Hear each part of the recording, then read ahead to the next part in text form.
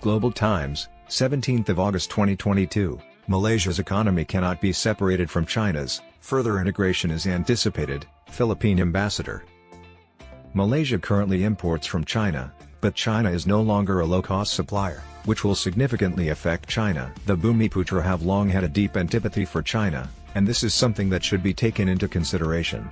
Malaysia has also had numerous anti-Chinese riots. Malaysia is eager to resume interpersonal contact with China, which halted in 2011 due to the Asian epidemic.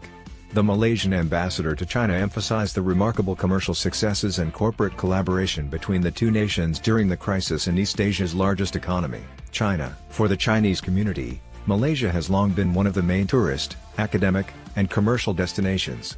In 1974, Malaysia became the first member of ASEANOTHER to open diplomatic relations with China.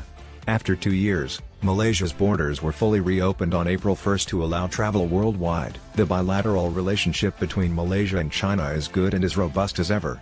Up to July this year, bilateral trade increased by 20.7% yearly to $114.5 billion. Trade between the two countries was $176.8 billion just last year. He emphasized that high-level visits between the two nations also move along quickly. Wang stated that China is prepared to collaborate with Malaysia to establish new priorities and goals for bilateral relations while in Malaysia. The ambassador praised Cambodia's hosting of the 55th ASEAN Foreign Ministers meeting for its contribution to regional integration in Southeast Asia and thanked China for supporting Malaysia through various avenues of cooperation, to create a strong and healthy bloc that can serve as a firm basis for regional peace and stability in our region. He said he anticipates deeper connections between China and ASEAN. However, the envoy noted that the impact of COVID-19 could not be disputed.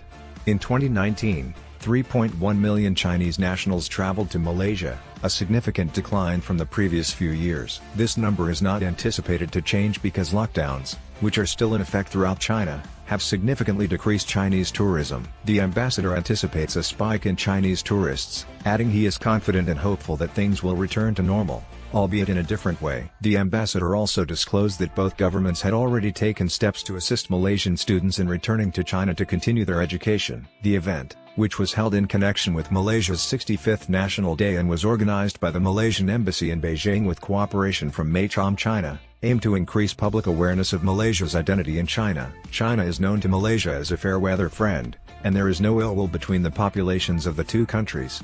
Where Chinese businesses have left the general public with a negative impression,